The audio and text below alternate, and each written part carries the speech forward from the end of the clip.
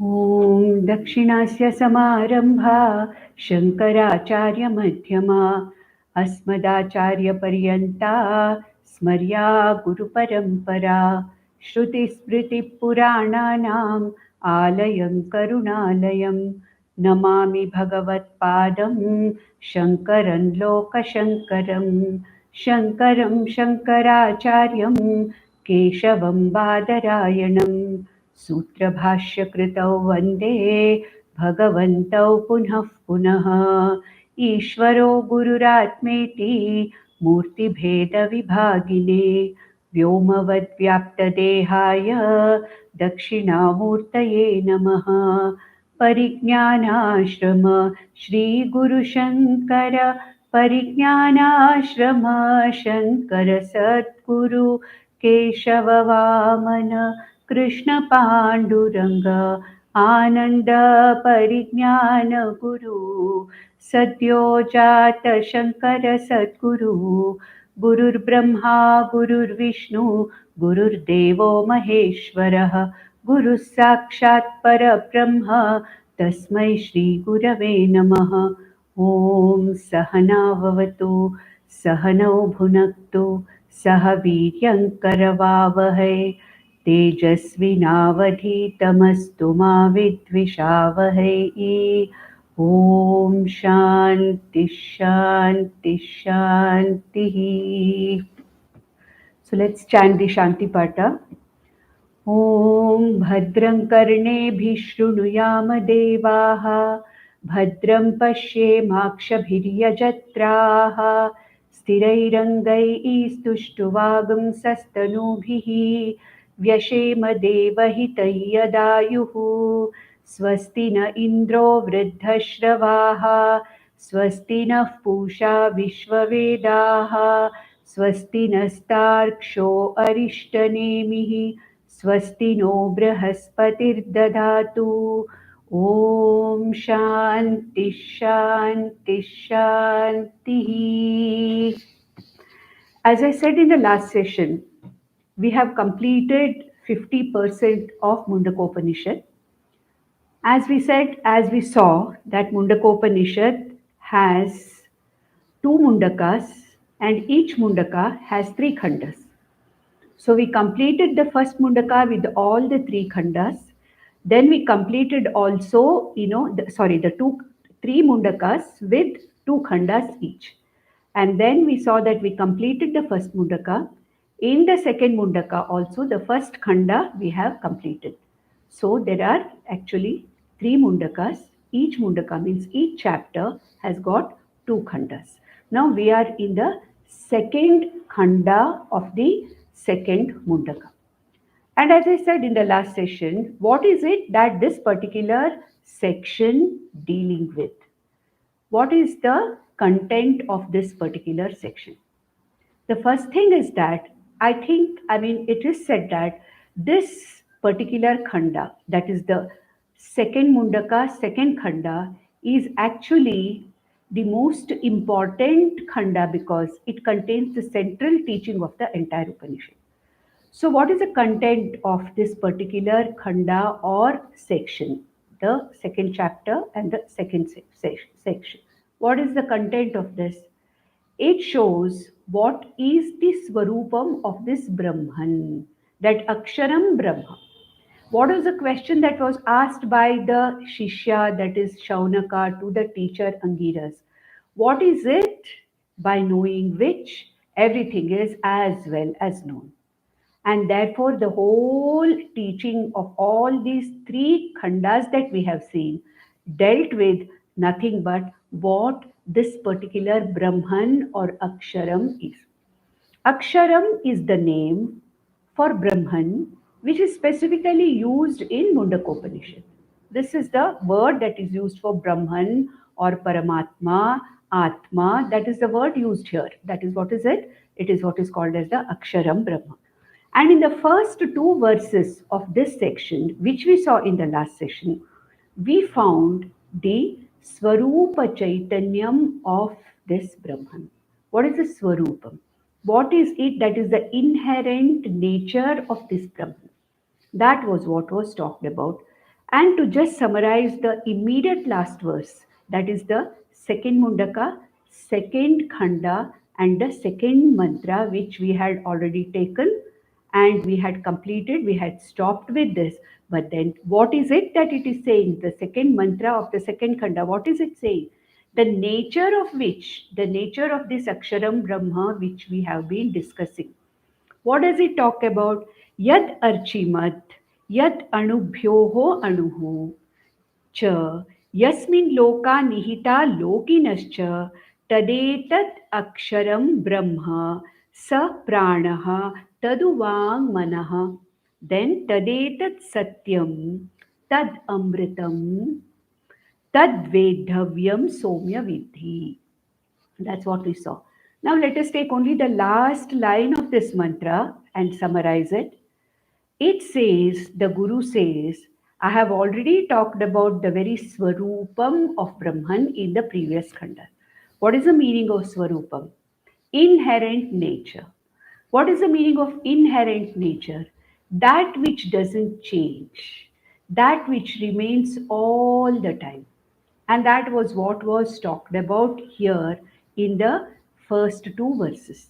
And in the second verse, the Guru ends it ultimately with Tadetat Satyam. That Brahman or that Aksharam is actual Paramarthika Satyam. That is the ultimate reality. All else, everything else is nothing but an apparent reality. Everything else that we come across is nothing but mithya. Mithya means what? Experiential reality, apparent reality, not the absolute reality. What is Brahman? That is the only thing that is there. Ekam advitiyam Brahma. Ekameva advitiyam. Another Upanishad describes this Brahman. What is the meaning of this? There is one and the only without a second.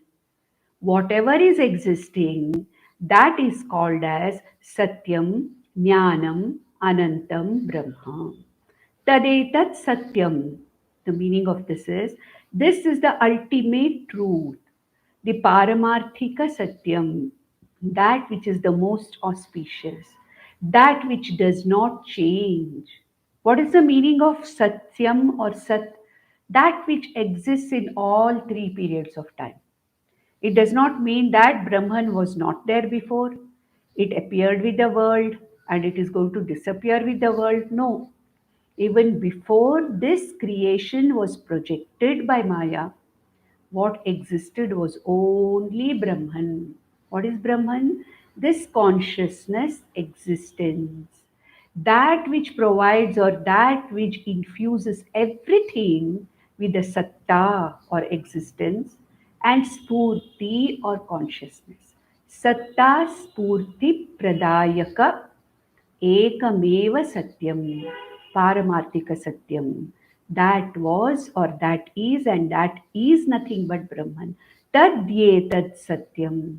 That Brahman is the ultimate truth which exists in all three periods of time. Tadetat Satyam. Tadamritam. Amrita means what? That which is immortal, that which doesn't have the shad vikaras of asti, jayate, vardate, viparinamate, apakshiyate, vinashyati. No. The shad vikaras or the six changes or the vikaras we see in the Anatma Prapancha is only there for Anatma. It is not there for this Atma Chaitanyam or Brahman. Therefore, it is something which was never born, something which is never going to disappear. This is what is called as Amritam, the nature of Brahman, the very inherent Swarupam of Brahman is it is always existing Nityam. Amritam means what? Immortal.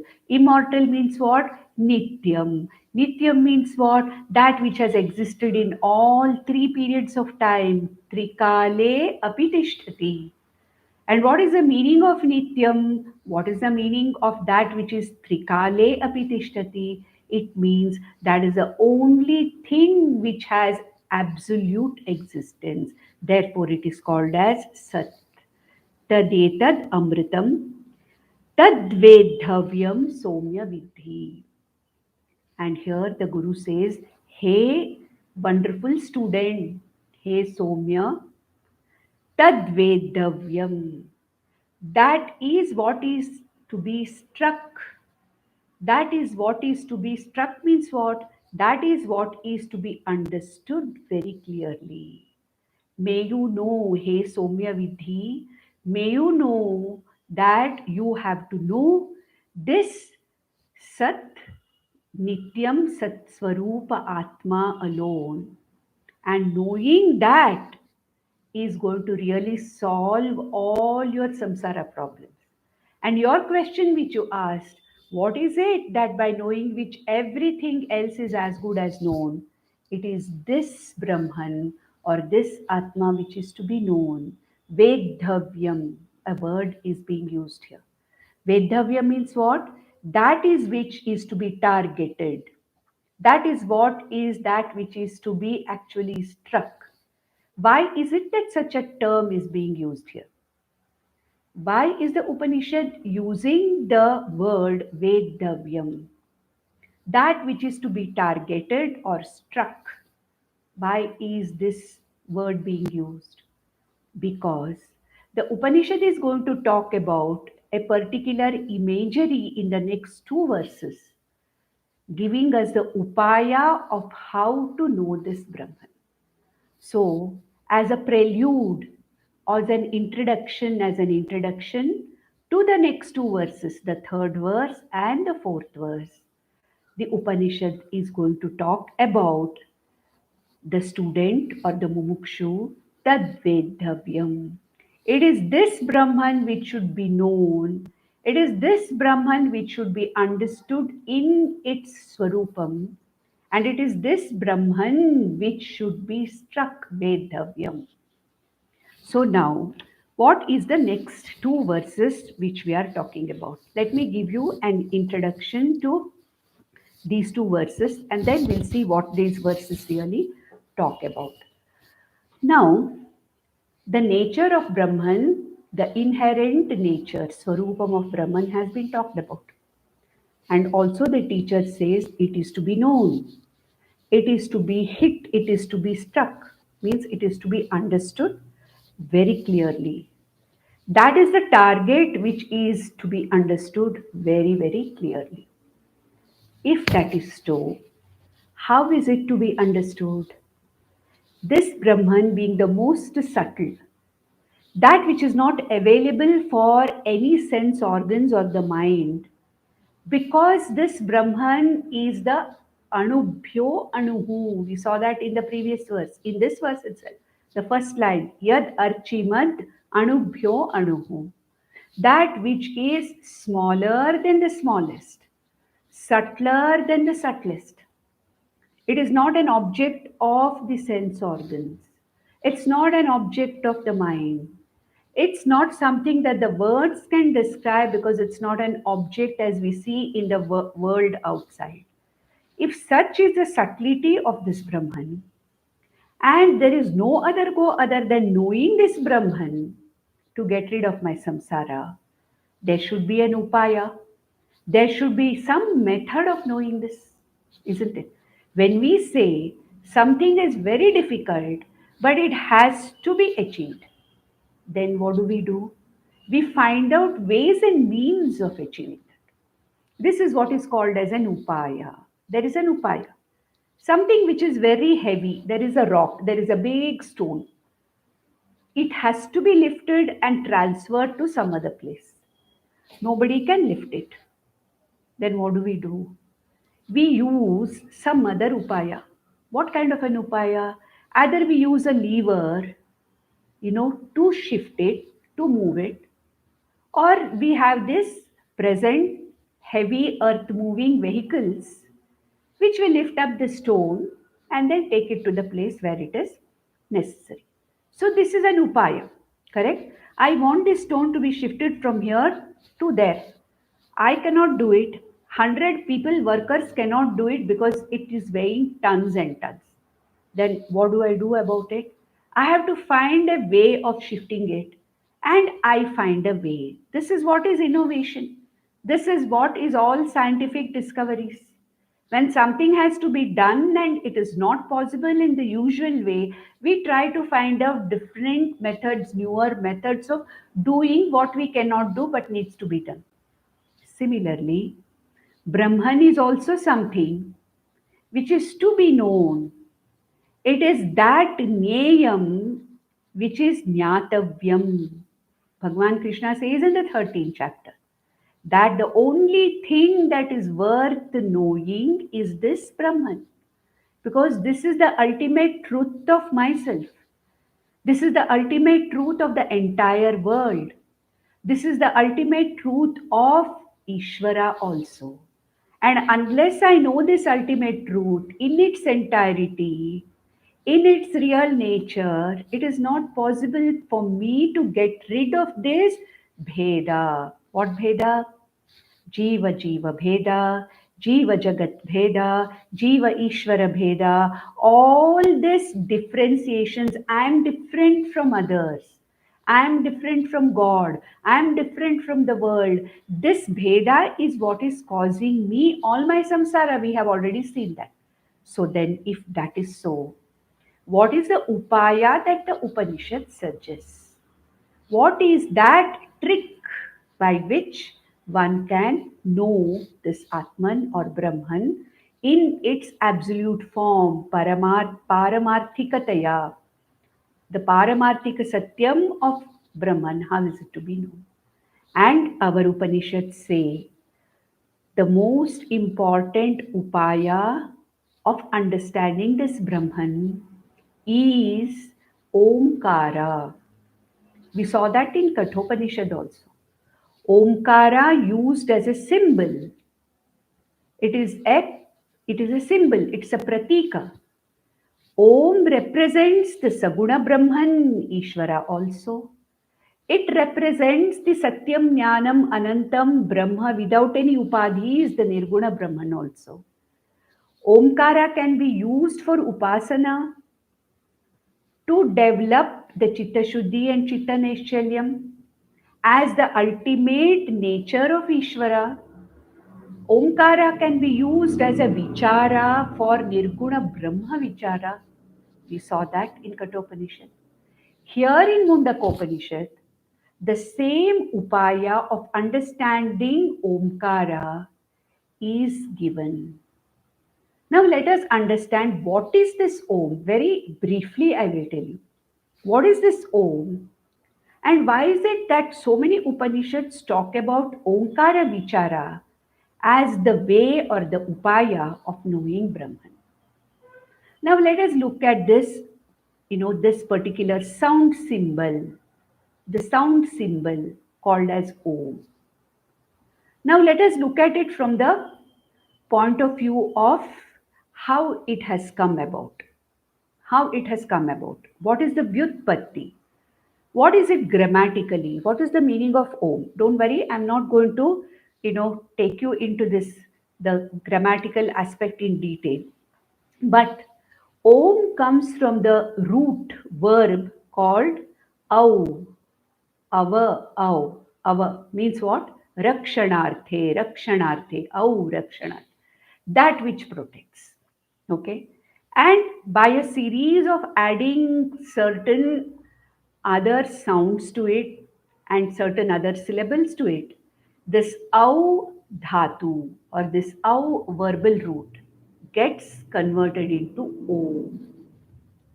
So, grammatically also, om means that which protects.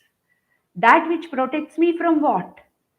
With the Saguna Upasana or Ishvara Upasana, using Om as a Omkara Upasana, it protects me, it prepares my intellect for the further knowledge. That is what is further knowledge means Jnana Yoga, for the ultimate knowledge of Brahman. With Omkara Vichara, that is doing analysis of Om, inquiry into this Om, it deals me with, it leads me, to this ultimate understanding of Brahman. So, grammatically, it is the most auspicious symbol. It is that which protects. That is why we add Om to everything.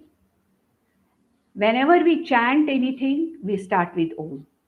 Whenever we do japa, we start with Om.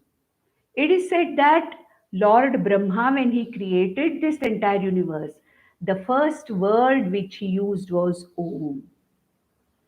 In the 17th chapter of Bhagavad Gita, we saw what is Om, what is Tat, and what is Sat. Om, Tat, Sat. We saw the meaning of these three words. And Omkara is supposed to be, Om is supposed to be the most auspicious symbol. So, this is what we can say from the grammatical point of view. It is used as a symbol, as a phonetic symbol for understanding of Vedas, upasanataya, or even by knowledge or inquiry. So, this is the first aspect. Secondly, if we take Om from the phonetic aspect, let us see Om from the point of view of phonetic aspect. Om has actually three letters: A, U, and Okay, these three, but we never pronounce Om as Aum. No, it should not be pronounced like that. Though it is A plus U plus the pronunciation is Om. Many people pronounce it as Aum. No, that is not correct. Om is the correct pronunciation, though it has got three parts: A, U, and Ma. Okay. Now, our Vedas say that the entire prapancha is existing between in these three letters. How is it? When we open our mouth, how do we open our mouth? Ah. So when we open our mouth and make a sound, ah comes first. Correct? Okay. Then all the other words, all the other letters, when this ah is pronounced with the lips pursed together, oo, ah, oo. It is the same ah which when the mouth, the lips are pursed becomes the oo, which involves all the other letters and words. And when we close the mouth, all the words, all the letters get absorbed in me. Silence after that, till I open my mouth again. So, between the opening of the mouth with a and expansion of everything, all the words, expansion or seeing the entire universe, which is ooh, and closing the mouth, which means everything is counted. So, between the opening of the mouth and closing of the mouth, the entire world of words is there. Correct? There are no words without a u and That is why when a child starts, opens the mouth, it is ah, it cries with ah, and when it opens it, when it closes its mouth, it ends with and that is the reason why the mother, who is the entire world for the infant, we call it as amma, mama, whatever. So this is opening of the mouth and then closing of the mouth. The entire universe or the world of the infant in the form of the mother is there.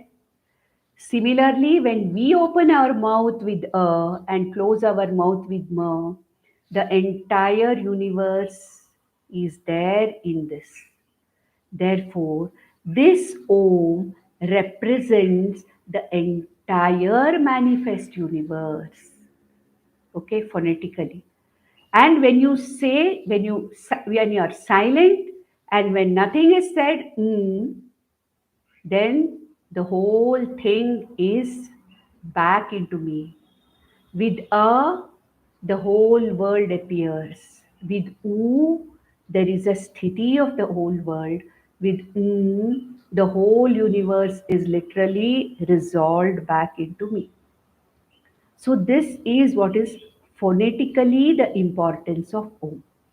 Now, taking these two, how is Om considered to be an upasana or vichara in our Upanishads? That is mentioned by certain Upanishads like Mandukya Upanishad, which deal with the entire Omkara vichara to understand the nature of Brahman. It is the Om iti etat sarvam. This entire thing is nothing but Omkara. It is nothing but opening of the mouth where the whole world is, and then resolution of the whole universe with the closing of the mouth. So, according to the Upanishads, now scripturally we'll see the significance of Om. We saw grammatically or linguistically, we saw first. Second one, we saw phonetically what is this Om. Third, scripturally, according to our scriptures, our Vedas, what is the meaning of this Om? What does it mean? Our scriptures say that Om represents everything. Om iti etat sarvam. Everything that is there is nothing but this Omkara. Our Upanishads say that when these ma, and the silence, we take it as four matras. M, and then the silence before the next Om is chanted. So this cycle continues. Is one matra, U is one matra, M is one matra, silence, one matra. Again, silence, silence. Om, Om, Om. This is how it is chanted. Our Upanishads say that the four matras of the Omkara represent the three avasthas of the mind, the three avasthas of the jiva. Akara represents the Jagrat avastha and the Jagrat prapancha. Ukara represents the Swapna prapancha and the Swapna jiva. Swapna jiva and Swapna prapancha.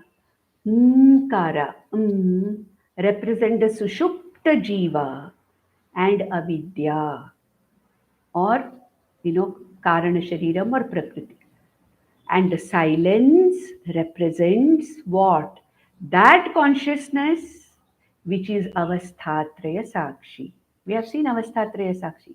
That consciousness, existence, Atma, Brahman, which is behind the Jagrat Avastha, that which is behind the Swapna Avastha, that which is behind the Sushupti Avastha, is one changeless, constant consciousness which does not change. That is why we are able to understand that it is the same me who was awake, it is the same I who went to sleep, it is the same I who dreamt this dream, it is the same I who fell asleep, and when I wake up, I say, I am the same person who was awake yesterday till 10 o'clock, went to sleep, and I dreamt of all these things. And then, after some time, I don't know what happened. I was absolutely, completely ignorant of everything. And now I have got up. So, what is the silence? The silent matra is that consciousness which is what is called as the turiyam, that which is behind all the changing states of the mind or the jiva. So, Mandukya Upanishad does a very, very great inquiry, especially the Karika, Gaudapada Karika of Mandukya Upanishad, does a detailed inquiry on the Akara as the Jagrit Jiva Jagrit Prapancha pair, the Ukara as the Swapna Jiva Swapna Prapancha pair, the Umkara as the Sushupta Jiva and Sushupta, or the Karana prapancha, pair, and then ultimately it comes to the inquiry that ultimately that because of which all these three are is nothing but the turiyam. And this turiyam is what? That is the silent matra of this omkara. And therefore, the inquiry of Omkara is done how in the lines of Mandukya Upanishad, which is a very, very, very tense and it's a very terse Upanishad. And that is what gives me the methodology of understanding the Atmaswarupam as Avasthatraya Sakshi. Understanding this Atman or Brahman to be the ultimate consciousness and the Jagrat, Swapna, Sushupti avasthas being nothing but changing mithya natures of the jiva or the mind. At the same time, the Upanishads say, before going to the inquiry of this Omkara, one has to be ready for this inquiry. Omkara Vichara simply cannot happen by everybody unless the intellect is prepared. Therefore, Omkara also represents, Om also represents Ishvara in the Saguna form. That is why when I say Om Hanumate Namaha, I'll say Om, I say. Om Namah Shivaya, Om, I say.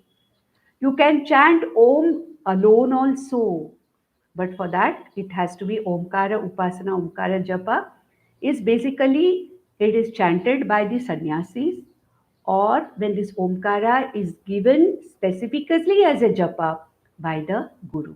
Because plain, simple chanting of Omkara alone is supposed to give one a lot of Vairagya.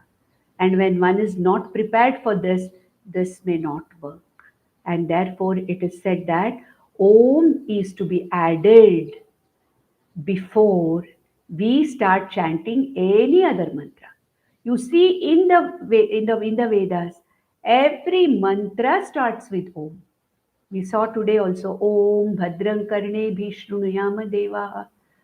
Isn't it? So Om is something the most auspicious, which is also representing the Brahman with the form Saguna Ishvara. And Om can be used for Upasana as Japa along with my other Japa that I'm doing, which helps me in getting the grace of Ishvara. So Omkara represents the Saguna Ishvara for getting the grace of Ishvara or my Ishta Devata to prepare myself for this knowledge. Omkara Vichara, when I'm prepared for this knowledge, on the lines of the Mandukya Upanishad, helps me to understand that I am nothing but this Turiya Atma, the silent Matra, unchanging, silent Matra, or the Turiya. It's not an avastha. Turiyam is not an avastha. Turiyam is the ultimate consciousness. We say Jagrat avastha, Swapna avastha, Sushupti avastha. Turiyam is not an avastha because that is the thing which is constantly there. Avastha means what? That which changes. Now I'm awake, sometime I'm dreaming, for some time I'm sleeping. So these avasthas are changing. But what is Turiyam? Avasthatraya Sakshi. Therefore, Omkara can be taken and understood in these three ways. That is, from the point of view of the language, linguistically, from the point of view of phonetics, and from the point of view of scriptural importance of Omkara. With this, now we'll come to the verses where Mundaka Upanishad takes Omkara as an alambanam, as the sound symbol for Brahman. And it says that how we are supposed to actually do the Omkara Vichara, that is what is given by this Upanishad, by a wonderful example or a wonderful imagery of archery. Mundakopanishad is famous for two imageries. One is the archery imagery and the other one is the bird imagery. So we have here the archery imagery where Brahman is taken as Omkara Swarupa, and then these two verses, the third verse and the fourth verse, start and talk about how one is to know this Brahman using Omkara as the Upaya. Omkara as the lever which can help us in understanding this very, very subtle Brahman. That is what is talked about in the third and fourth verses, which we will take up today. So let us go to the third verse of the second Mundaka and second section. धनुर्गृहीत्वा औपनिषदं महास्त्रं शरं ह्युपासानिशितं सन्धयीत आयम्य तद्भावगतेन चेतसा लक्ष्यं तदेवाक्षरं सौम्य विद्धि. So what does it say? It says first here, it doesn't talk about Omkara. It will come in the next verse. He says, let me take up an archery example. That's what it says, the Upanishad says. He says, may you use the bow of what is described in the Upanishads. So, dhanuhu grahitva. When you want to strike a target, what do? You strike a target with an arrow. Correct? And where is the arrow starting from? The arrow cannot by itself go and strike a target. The arrow has to be mounted on a bow, and then the arrow has to be released from the bow to hit the target. Now, this example is taken here, and the bow has to be strong enough, isn't it? If you want to strike a target which is very, very subtle and a target which is far away, a difficult target, you have to have a bow which is strong enough. You should have an arrow which is not only strong enough but prepared enough, and it should be sharp enough. That is what is going to be dealt with here. So he says, Dhanur grihitva aupanishadam mahastram. Mahaastram. Okay, one has to have a Mahaastra, means what? A very strong kind of a, astra, okay, or a very strong kind of a base for your astra, which is the arrow. And what is that? The bow. I hold the bow in my hand, release the arrow. And that bow should not be shaky. That bow should not be a plastic bow which is going to fall. If we have a very weak bow, how far will this one go?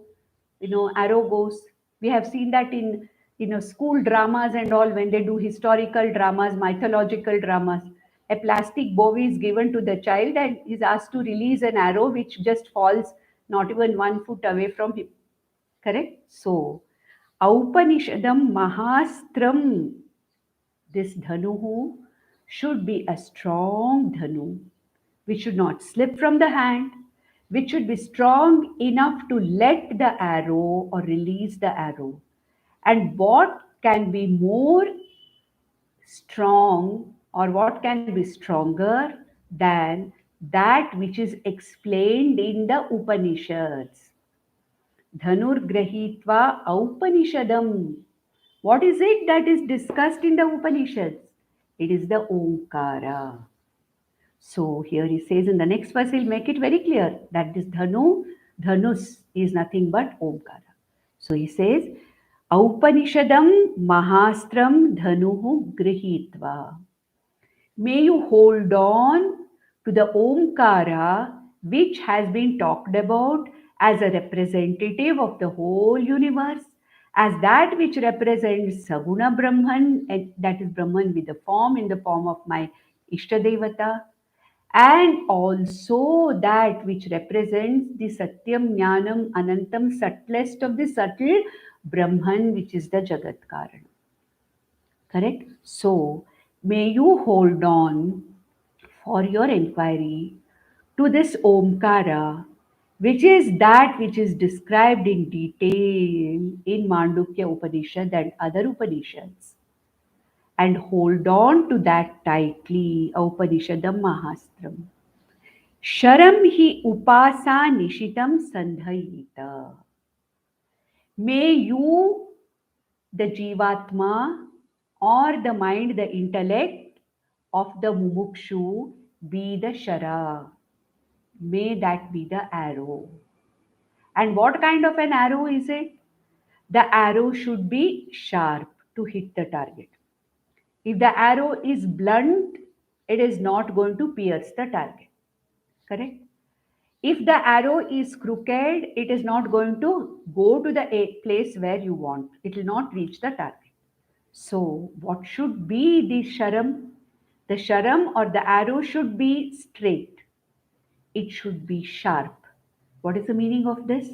It means I, the Jivatma, or this intellect, which is represented by the sharam, which is represented by the arrow, by Karma Yoga and Upasana Yoga, has to be straight. Sadhana Chatushtaya Sampatti should be there. Karma Yogena Chitta Shuddhi should be there. Upasana Yogena Chitta Naishchalyam should be there, which is the meaning of a sharp arrow. When my intellect is prepared with Chitta Shuddhi and Chitta Naishchalyam by Karma Yoga and Upasana Yoga, then this sharpened straight by Sadhana Chatushtaya Sampatti, by Shamadamadi Shatka Sampatti, Viveka Vairagya Shamadamadi Shatka Sampatti, and Tivra Mumukshutvam, I have made my arrow straight. It should not be, an arrow which is crooked. That is not possible. Therefore, Sharam. What is the Sharam? This intellect which is supposed to understand this Brahman. This Jivatma who is supposed to understand this Brahman is compared to an arrow. Sharam he, and what kind of a sharam? Sharam means arrow. Upasa nishitam sandhayita. Nishitam means that, nishitam means what? Which is sharpened. That which is straightened by the sadhana chatushtaya sampatti. That which is sharpened by Chitta Shuddhi and Chitta Naishalyam, Upasana, Karma Yogena, Upasana Yogena, Nishitam, Upasa Nishitam, Sandhayita. That means what? May you bring together, may you join, may you mount this buddhi or intellect which is to know this Brahman in contact with the Upanishadam, what is discussed in the Upanishads, which is the bow, nothing but Omkara. And what is this? It is the Jnana Yoga, correct? A prepared intellect which has to expose its intellect itself to Jnana Yoga, expose itself to the teachings of the Upanishad, and hit the target of Brahman. Hit means what? No Brahman. For that, the intellect should be sharp enough, which is compared to the Shara. The intellect of this Jivatma, the intellect of this Mumukshu, who wants to know the ultimate Paramarthika Satyam, is the arrow. This is an imagery, it's an example. And what is it that I have to bring this arrow in contact with? Upanishadam, that which is discussed in the Upanishads. Okay, and what is it that is talked about in the Upanishads as an upaya for knowing this Brahman? Omkara. Let Omkara be the dhanu. Let my intellect, I the mumukshu, the intellect of me, the jivatma, is required to understand this. Let me prepare my intellect and make it as sharp and straight as an arrow, like Arjuna's arrow. And let the Upanishadam Mahastram Omkara be my Gandhiva. By which, what do? I strike the target of Brahman. So what is the target here? Knowing Brahman. Understanding Brahman is the target. So what does he say? Ayamya tad bhavagatena chetasa lakshyam tadeva aksharam. What is the lakshyam? What is the target? Aksharam Brahma. I have to understand what this Aksharam Brahma is. So Aksharam is my target. Omkara is the bow, which is described in the Upanishad. It's not a simple Omkara described by somebody, no. It has the pramana of the Upanishads. It has got the proof of the Upanishads that it is only Omkara Vichara ultimately which can really make you understand you yourself as the Avasthatraya Sakshi. Therefore, Omkara, which is the central point of discussion of Omkara Vichara in Upanishads, I make it as the bow, as the support, and this intellect, I, the Mumukshu, use this intellect with the help of the Guru to strike the Lakshyam called as Brahman. And how should this arrow or this particular intellect should be, literally directed towards the target? He says, Ayamya tad bhavagatena chetasa. Whenever an arrow has to be released, we have to give it the momentum. How? By drawing the arrow backwards, using the string of the bow, the arrow is drawn backwards. Ayamya. The further the arrow has to go, that much back I have to pull this arrow. Ayamya. So how do I pull this arrow called as the intellect? Ayamya means what? Vairagyena viveka vairagya sadhana chatushtaya sampatti rupena ayamya. Withdrawing myself, ayamya means what? Taking it backwards. Pulling my sense organs and intellect from the world of objects as much as possible inside. Avritta chakshuhu amritatvam icchan. We saw that in Kathopanishad. So, just I can't start somewhere and put this, that's not possible. I have to pull the arrow backwards to generate sufficient amount of momentum and force so that the arrow goes and strikes the object or the laksham. And what is this ayamya? Drawing back, withdrawing my mind, withdrawing my intellect from all the worldly activities as much as possible. We are all grahastas, but at the same time, we are mumukshus. We are studying the Upanishads. Ayamya means, let me do what is necessary in this world whenever it is necessary. When it is not necessary, let me not get involved unnecessarily in the worldly transactions. Let me learn to be silent, withdrawn from the world when it's not necessary, so that I develop the habit of retreating from the world of objects. That is Uparama, Shama, Dama, all the Chadana Chatushtaya Sampatti. Ayamya Tad Bhavagatena. Concentrating on that Lakshya Bhavagatena. Then what should I do? Lakshyam Tadev Aksharam Somya Vidhi. Strike. And it should be stuck in such a way that ultimately the arrow becomes one with the target. It does not fall away. That is it. Otherwise, what is the use? The arrow hits the target and falls. Then what is the use? The arrow should hit the target and the arrow should not fall down. That is the ultimate. That means what? I should understand the Paramarthika Satyam Brahma once and for all. It should not be an incomplete effort. I go till there and come back and fall. No. Just like a well prepared or a well sharpened and straight arrow cannot be separated if it is properly struck to the object, it cannot be separated. Sometimes when you try to remove the arrow, that wooden portion behind may come out, but that iron triangle which is there in the front remains in the target. That means what? That is Jivatma Paramatma Aikyam. That is what the target and the arrow, the tip of the arrow have become one, inseparable from each other. Means what? We are already inseparable, but we do not know that. So when we say inseparable, means I have understood very clearly that this arrow and this lakshya are not different from each other. They are one. They have become one. Of course, the arrow and the target, they were not one before.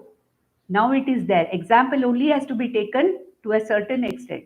But once I, the intellect, the Jivatma or the arrow becomes one with the target Brahman, there's no question of it coming back again.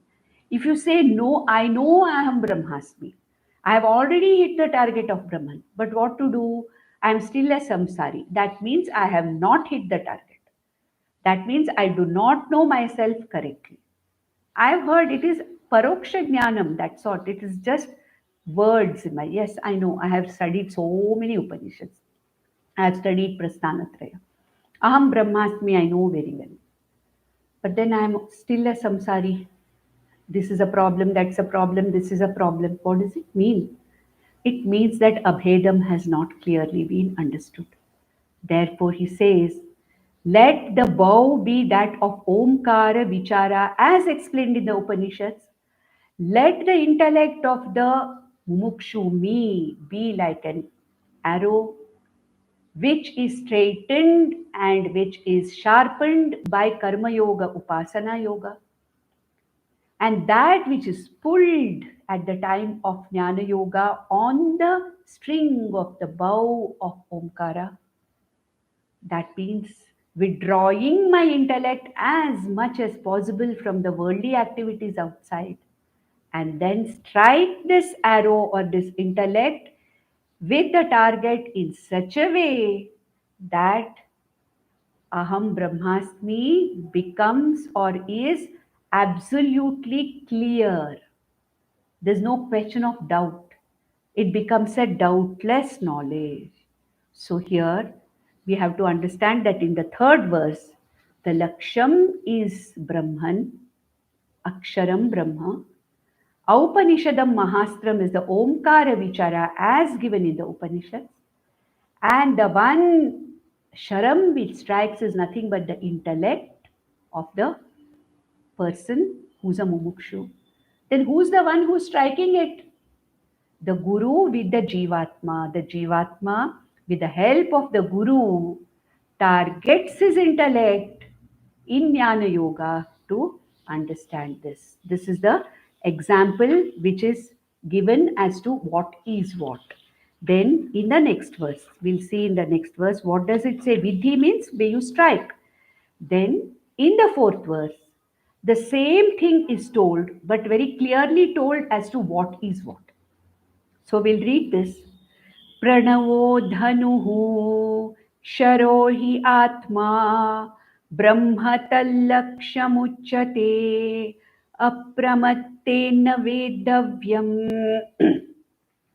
शरवत्तन्मयो भवेत्. So what is the meaning of this?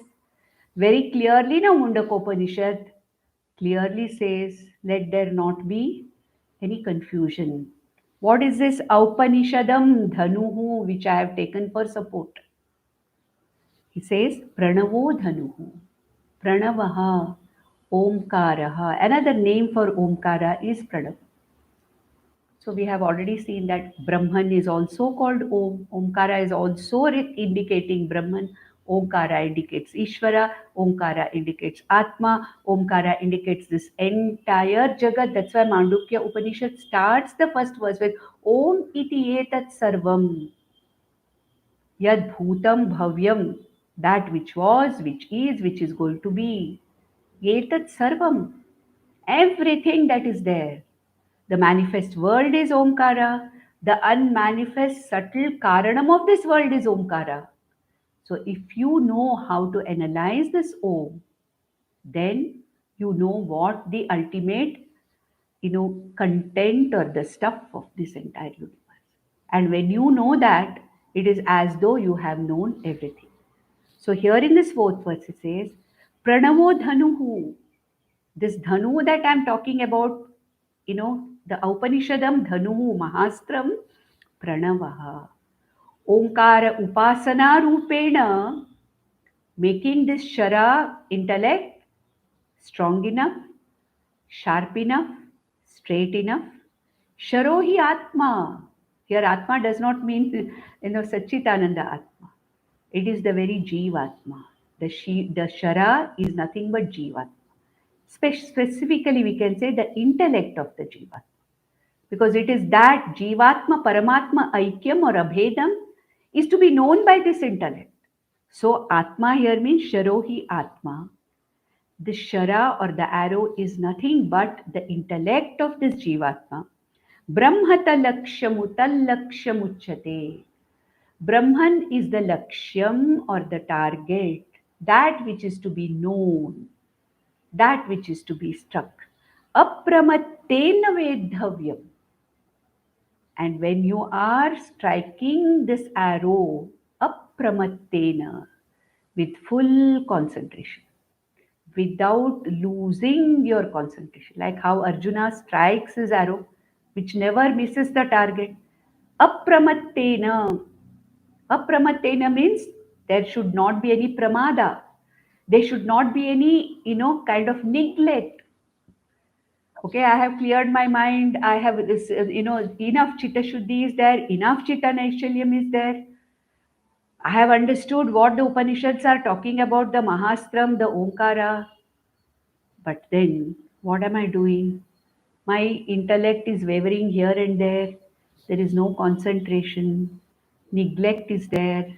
So, without any neglect, without losing one's concentration, apramattena, absolutely the intellect should be in line with, yes, this is what it is. It should not get distracted. That is apramattena vedhavyam. It is to be struck. Means what? It is to be known. Why this word Vedavyam is used? Because the example of a bow and arrow and a laksham is used. Therefore, Vedavyam or strike is used.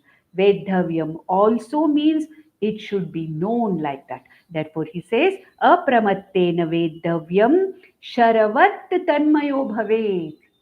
Once it is hit, Sharavat Tanmayo Bhavet. The Shara becomes one with the target.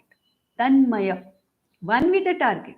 You cannot separate the Shara from the target. So let your intellect be one with the target, that is Brahman, which should not fall off or come out. That means what? Very clearly, you should be able to understand what this Brahman is, and there should be no confusion or recurrence of ignorance. And how that is done is not given here. That is the subject matter of Mandukya Upanishad. That is why the Upanishads are studied in a certain order. Straight away, Mandukya Upanishad is not taught. That is the last Upanishad to be taught. And mumukshunam mandukyam eva alam, it is said. For a mumukshu, once I have understood Mandukya Upanishad, that is enough. After that, there is no need to take any other Upanishad. That is what is the convention in Vedanta teaching. So here he doesn't mention anything about Mandukya Upanishad, but Mandukya Upanishad also belongs to the same Atharvana Veda to which Mundaka Upanishad belongs. What we are studying is Mundaka Upanishad.